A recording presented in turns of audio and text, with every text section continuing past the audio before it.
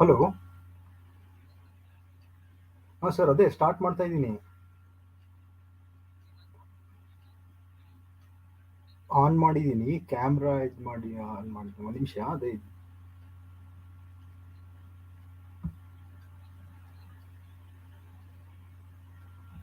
ಒಂದು ನಿಮಿಷ ಇದು.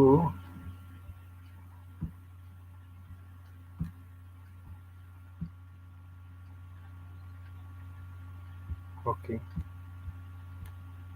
ಶೇರ್ ಆಗ್ತಿದೆಯಾ ಈಗ? Hello.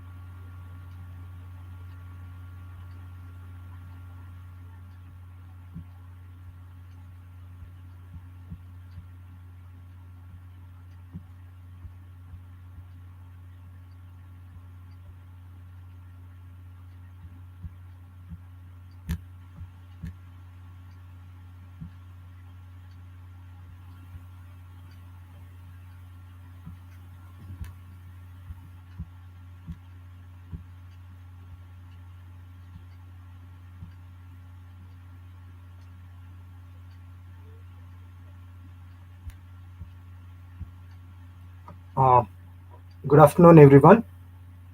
I hope you're able to hear me.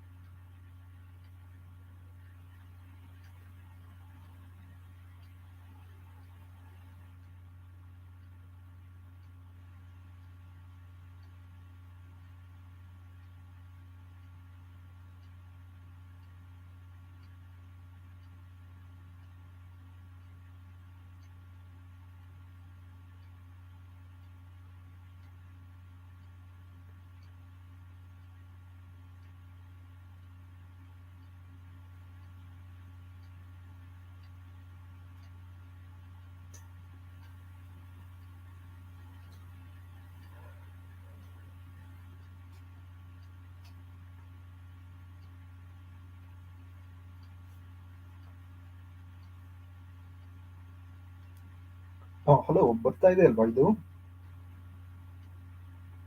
Student link ಒಂದ್ಸರಿ ಚೆಕ್ ಮಾಡಿ.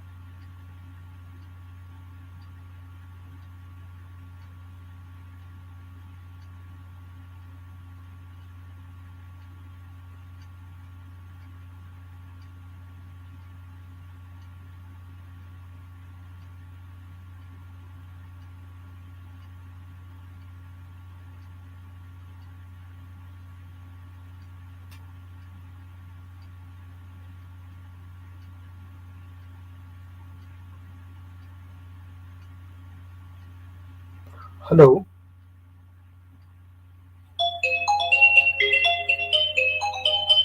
ಹಲೋ. ಹೌದಾ, ಒಂದು ನಿಮಿಷ ಚೆಕ್ ಮಾಡ್ತೀನಿ ರೀ.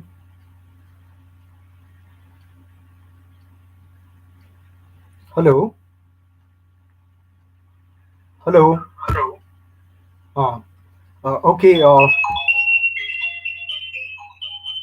Good afternoon, everyone.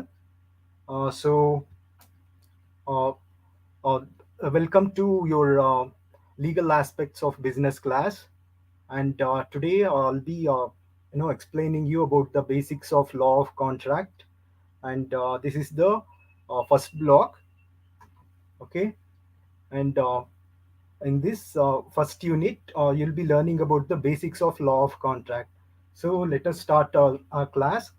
So I think you may have learned in your degree, uh, in your previous years that you may have a basic idea about the law of contract. So I'll just explain you again. And the term contract means, in ordinary sense, any agreement between any two persons. Okay, for business persons, making of contract with others is a very important process of putting into effect their business plans. Okay, those who enter into contract expect that the commitments made shall be fulfilled. So there should be two parties, and between them, two or more parties. Between them, the contract will be happening. The law of contracts seeks to actually it aims at the regulating the behavior of the persons who makes the contract. Okay, and it also determines the circumstances under which a promise or an agreement shall be legally binding on the persons making it.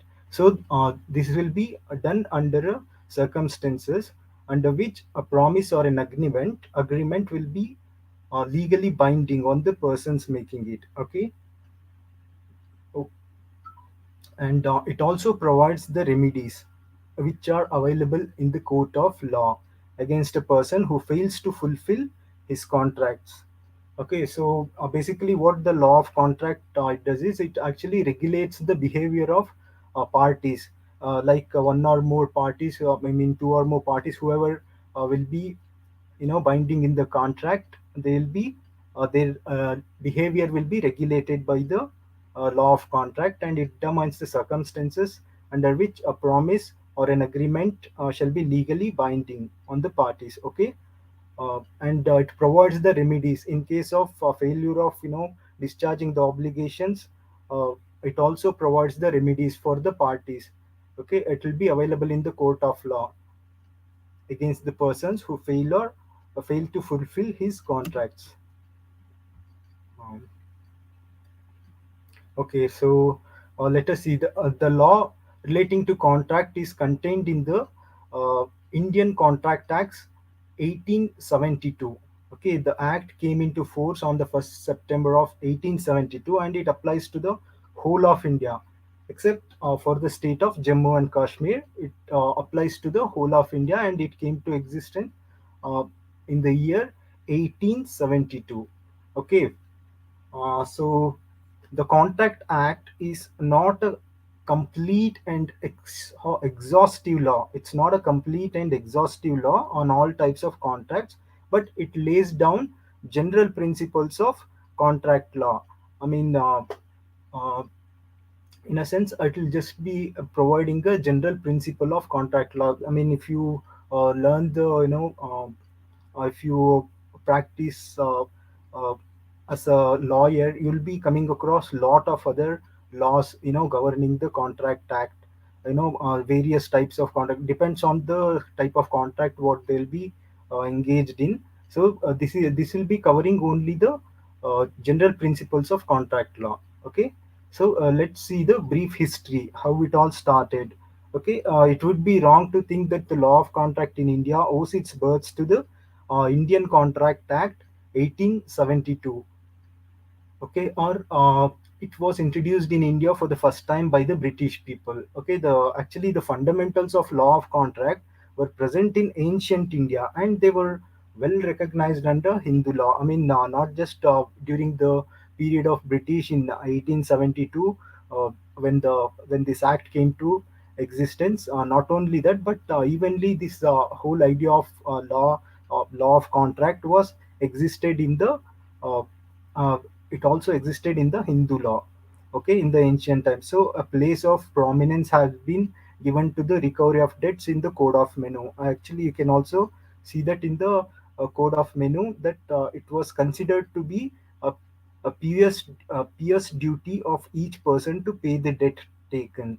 Okay, if they have taken the debt, it's their primary duty, it's their obligation. I mean, it's devotional uh, to be paying their debts back, and considered to be the duty of the king to ensure. And it was also considered to be duty of the king in the ancient times, according to the Hindu law. Uh, he was the person responsible for making sure that the debts have been paid back. In case if someone has failed to perform their obligation, they will be punished accordingly. That was the king's responsibility. Okay, it was also recognized that there should be uh, consideration in a contract of sale or a debt, while no consideration was required for a gift. Okay, and it was also recognized there should be consideration in a contract of sale or debt, uh, while no consideration was required for a gift. If in case of gift, there will not be any consideration. Okay, the Hindu law also recognized the concept of surety ship and interest on debt. This is also, they made sure that they provided a surety, and also provide the basis for collecting the interest also for their debts. Okay, in short, we may say that the fundamentals of the law of contract existed in the ancient India. Okay, and one more thing, the main important thing is that in law, a contract brought about by force, undue influence, or opposed to public policy could not be enforced. Okay, in case of the contract has been brought about by using the force, by using any undue influence, or opposed to public policy. In case of public opinion, public policy, if it is opposed to public, it could not be enforced.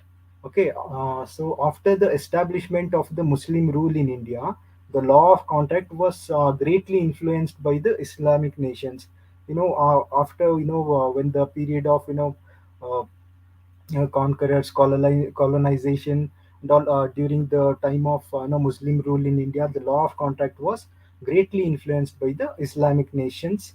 Uh, so, based on their the Mohammedan jurisprudence is generally recognized to have developed better the theory of the law of contract.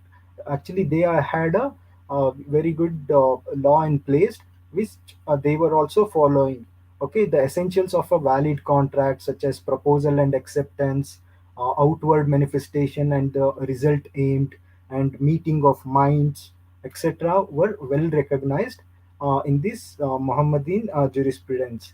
Okay, uh, so after the Muslim rule, the applicability of Hindu law for Hindus and Muslim law for Muslims ushered in new problems. During the time of British rule, the Hindu law, separate law for Hindus and separate law for Muslims, maintaining these things were quite difficult for them. So a need was felt for a uniform system of law.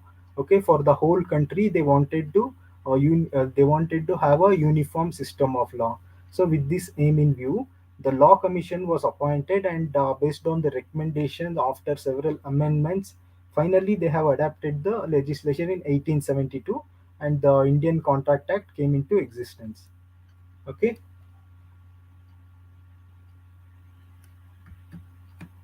okay.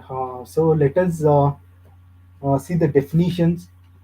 Okay, Anson has defined the word contract in the following words. Okay, so let's see. The contract consists is an actionable promise or promises. A contract consists in an actionable promise or promises. Every such promise involves two parties, a promiser and promisee. One person is a promiser and another person is a promisee, and then expression of a common interest, and then expectation as to the act or forbearance promised. Okay, so this expression of a promise should be there, and then expectation of the a proposed promise is it's also be there. And let's see a very short definition of this, a very short but Exhaustive definition has been given under the Indian Contract Act in 1872. Under Section 2H of the Act, it provides an agreement enforceable by law is a contract. Okay, the word agreement is defined in Section 2E, which runs as follows. Okay, it's an agreement enforceable by law is a contract. This is a simple definition provided by the Indian Contract Act 1872. Okay, which runs as follows: that every promise and every set of promises forming the consideration for each other is an agreement. Okay, every set of promise or set of promises forming the consideration, where the consideration should be involved. Consideration in a sense, something in return. Okay, well, consideration, each party will get something in return, the promiser and the promisee. Okay, is an agreement, is called an agreement according to Section 2B. When the person to whom the proposal is made signifies in assent thereto, the proposal is said to be accepted. Okay, when a person to whom the proposal is made signifies his assent thereto, means when they accept it, the proposal is said to be accepted when they agree upon it. Okay, when they provide their mutual consent. Okay, a proposal when accepted becomes a promise. Thus, contract is a bilateral transaction between two or more parties. Okay, it's a bilateral transaction. Okay, so let's see that every contract has to go through several stages. Okay, uh, there will be parties who discuss and negotiate proposals and counter proposals. So this will be, there will be, it goes through several stages. Okay, every contract go through several stages where they discuss, and the negotiation process will take place, and there will be several offers, and there will be counter offers to the proposal, and also the consideration will be discussed, what each one will get, what they will get in return, and finally it will be resulting in the acceptance of the proposal. Okay, after the negotiation and discussion, proposal, counter proposal, when they will be reaching a point of uh, acceptance of the proposal. Okay, all right. So under law, it is not necessary that every contract must be in writing. Okay, there can be an equally binding contract between the parties on the basis of oral agreement also. There is no, it should not be always in the writing. There can also be equally binding. The contract, even the oral agreement contracts will also be equally binding unless there is a law which requires the agreement to be in written. If it is specified that the agreement should be in written, in that case it has to be in written. Otherwise, a oral agreement will also be considered as a contract. Okay, according to Section 10, uh, an agreement to be enforceable must fulfill the following condition. So this is according to the Section 10. It must be uh, agreement must be enforceable, must fulfill the following these condition it should satisfy. Okay, this is a very important criteria for this. So it has several criterions, like the parties must be competent to contract. So the both the parties should be competent. Okay, where to enter into a contract, and agreement must be made by the consent of the parties. So both parties should be, they should have their consent. I mean, they should be they should give their agreement. Okay, the agreement must be made for some consideration. There should be some consideration involved. Okay, where they exchange the something in return. Okay, and the object of the consideration must be lawful. It should be lawful and it should not be unlawful. Okay, and the agreement must not have been expressly declared to be void. It should not be expressly declared by the Indian Contract Act. It should not be expressed as void. Okay, that we'll be discussing in the further uh, classes. Okay, in depth about the law of contract and various other aspects of the legal aspects involving business. Okay, so in some special cases as provided by the law, The agreement should be in writing or in the presence of witness or should be registered. Okay, in some special cases, the agreement should be in writing and in the presence of witness or should be registered. Okay, as I earlier told you, it should not be written, but in some special cases, it should be written and there should be witnesses present to the contract, and they should also be. It should also be registered. Okay, so let us move on to the classification of contracts. The contracts has been classified into based on their enforceability, based on method of formation, based on the extent of performance, based on obligation. Okay, so um, based on these aspects, it has been classified. Okay, so let us focus on based on enforceability. Uh, it's a valid contract. Actually, it's an agreement enforceable by law. Is a valid contract. If the agreement is enforceable by law, it is called as valid contract. In other words, it should satisfy all the requirements of a valid contract, which is laid down by the section 10. As I this is the criteria. So based on this, it should satisfy all the section 10 criteria. Okay, in that case it will be considered as a valid contract. If even any of the essential requirement is missing, it will become a void contract. Okay, so what is let us see what is void agreement. An agreement not enforceable by law is said to be void. It is there is no legal consequences binding the void agreement. Okay, it's not enforceable by law, whereas valid contract is enforceable by law, whereas void agreement is not enforceable by law.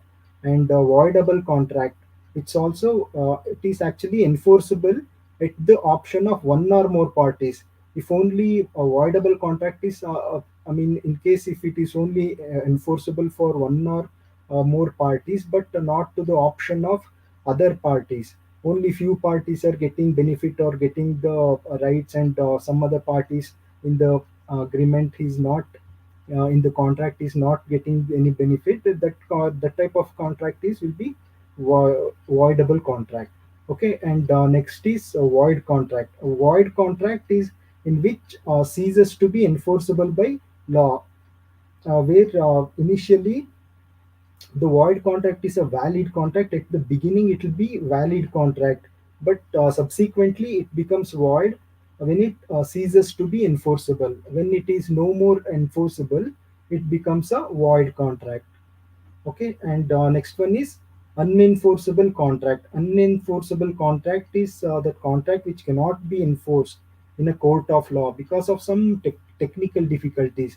There will be some certain technical difficulties. If that technical difficulties are resolved, then it can be enforceable. Okay, otherwise it will be become unenforceable contract. Okay, and next one is illegal contract. Illegal contract in a sense, that will also be like in the right from the beginning itself it will not be a valid agreement. Okay, it will not be considered as valid agreement because the contract itself will be considered as illegal. uh, and they are void agreements. Illegal contracts are void agreements, but not all the void agreements are illegal. Okay, so let's see what on the basis of methods of formation. Okay, so there will be it will also be classified on the basis of the method of formation. There will be formal contracts and simple contracts. Formal contracts, in a sense, uh, they are actually valid even if they lack consideration. Even if there is no consideration, also it will be valid. They are called formal contracts, where there will be contract under seal and contract of record. Actually, this will be uh, based on the judgment by the court. Actually, sometimes courts will be uh, passing the judgment to binding parties or binding organizations to perform certain obligations. Okay, to discharge certain obligations. In that case, it will become a formal contracts. Okay, So this will be there will be obligations in such cases arise out of judgment and not under the uh, any other circumstances. Okay, and simple contracts are uh, uh, which are not formal contracts. Which are not formal contracts, they are called simple contracts. Formal contracts, as I told you just now, the contracts which is mandatory by the court, by the code or court order, okay, binding into the contract. Based on that, the parties has to discharge the obligations, discharge their duties. Okay, those are called formal contracts, and simple contracts are which are not formal contracts. They are called a simple contract. Other contracts will be come under simple contracts category. Okay, so based on next one is based on the extent of performance. Okay, there will be uh,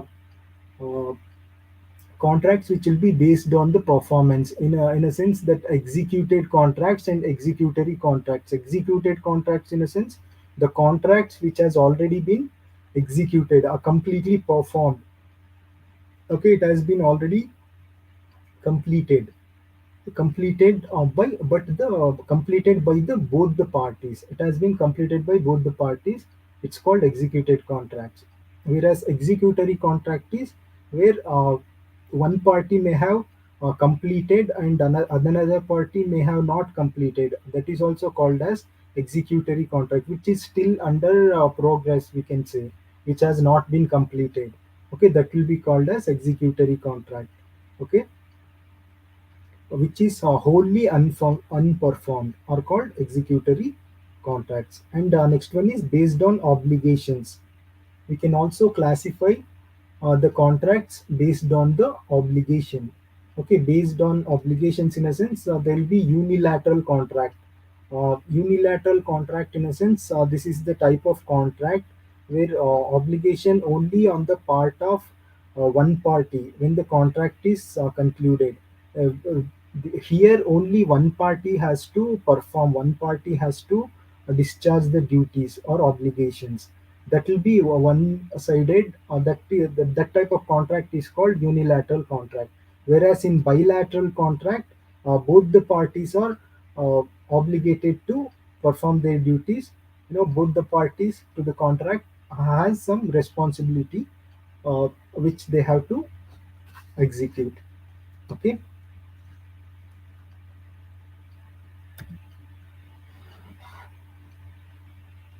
Okay, so next one is proposal or offer and acceptance. So actually, when one person signifies to another his willingness to do or abstain from doing anything with a view to abstaining the accent of that other to such act or abstinence, he is said to make a proposal. In a sense, when one person, uh, signifies his willingness to do something or willingness to not to do something, do or do not do something, and the other person also obligate obtains the accent to do or not to do something, is said to make a proposal. When it has been said to make a proposal according to the section 2A. Okay, the term proposal used in the Indian Contract Acts is like the term offer used in English law. What we call proposal is also actually called in the English law as offer. Okay, here we say proposal, but the same word is alternatively used as offer. Okay, the person making proposal or offer is called the promiser or offerer. The person who is making the offer is called promiser or offerer, and the person to whom offer is made is called the offeree. Okay, there will be one person who is an offerer and another person who is to whom the offer is made is called as offeree. And when the person accepts the offer, he is called as a promiser or acceptor. When the other person who to whom the offer is offered, when the that person accept the offer, he is called as promiser or acceptor. Okay, and an offer may be made either by words or by contract. Okay, as I earlier told you that all the contract shouldn't don't have to be uh, legally binding, in a sense. It should don't have to be written.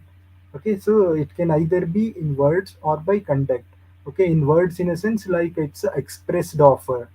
Okay, when the offer is on the words, I mean it will be called as expressed offer, where on the when uh, on the another hand, one inferred from the conduct of a person or the circumstances of the case is called an implied offer. So this is an expressed offer where when it is conducted, it will be an implied offer. Okay, and similarly, an offer is different from an invitation to offer. Okay, like there will be certain invitation to offer. It doesn't mean that offer has been made and it has been for example an advertisement for sale of goods by auction, quotation, catalog of prices, or display of goods at showroom and with price tag etc. is invitation of offer. Okay, rather than offer, it's just an invitation offer. Anybody can accept the offer. If interested party can go and buy the goods, or they can be walk away just by looking at the uh, goods in the showroom. Okay, but so that will not be considered as a okay. This will be just a invitation to offer. Okay, and next one is classification of offer. So actually, offers are classified into these categories, where there will be general offer and special offer, cross offers, and a counter offer, and a standing open or continuing offer. Okay, so these are the certain classifications of offer. Whereas general offer in a sense, it's an offer made to the public in general. Okay, it will be made to the general public, and okay, and anyone can accept and do as desired. Okay, anybody can accept and do as desired. Okay, Section 8 of the Indian Contract Act actually governs these performance of the conditions of a proposal in an acceptance of the proposal. Okay, so general offer, if you look into Section 8, we can uh, get the details of the type of offers which will be considered as general offer. Okay, and special offers are made to a definite person. When there will actually in general offer we will be making a publicly offering, and generally anybody can accept this offer. Whereas in special offers, it will be aiming at a particular person or a definite person. Okay, definite or specific person. Interchangeably I'm using this. Any specific that is known as specific offer or special offer, which is being offered to a specific person. Okay, and next one is cross offer. Cross offers in a sense where the parties exchange identical offers in ignorance at the time of each other's offer. Okay, there will be offering identical offer. The both the parties involved in this contract, they'll be offering okay cross offer without the knowledge of what other party is offering, but they'll be offering identical. Their offers will be identical, but they will not be knowing it. So in that case, ignorantly when they offer similar, the similarity is there, it will be called as cross offer. Okay, and next one is counter offer. Okay, counter offer in a sense, counter offers where one person is making an offer and another person is not accepting that original offer. He is making some modification, correction, or based on the requirement of the another party.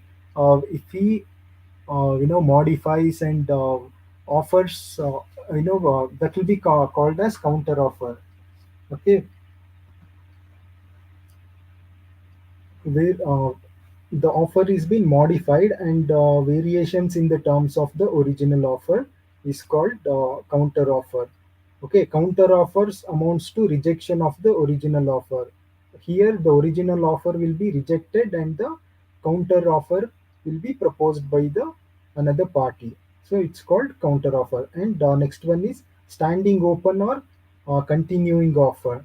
Okay, an offer is allowed to remain open for acceptance over a period of time is known as standing or open offer. But there'll be a certain time limit for this offer to be uh, accepted. So it will be allowed open for certain amount of time, in a sense, for a certain period of time. So that will be a standing offer or open or continuing offer. Okay. For example, for this standing or open offer is tenders. Usually tenders to supply goods or uh, basically this type of tenders or kind of standing offer. Okay.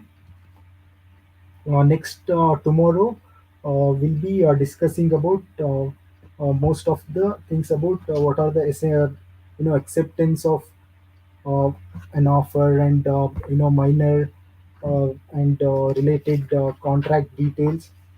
Okay, capacity of the parties, what are the consideration they'll be. Uh, all these things we'll be discussing tomorrow. I'll explain. As this is legal aspects of business, if I go too fast, there might be, you know, many people will not be able to understand this. So that's why I'm trying to go a little bit slower. Today is the first class, so I'm trying to explain the basics so that you can all understand the basics of what the legal laws aspects of business, what the basics of the contract is, so that I'm going a little bit slower today.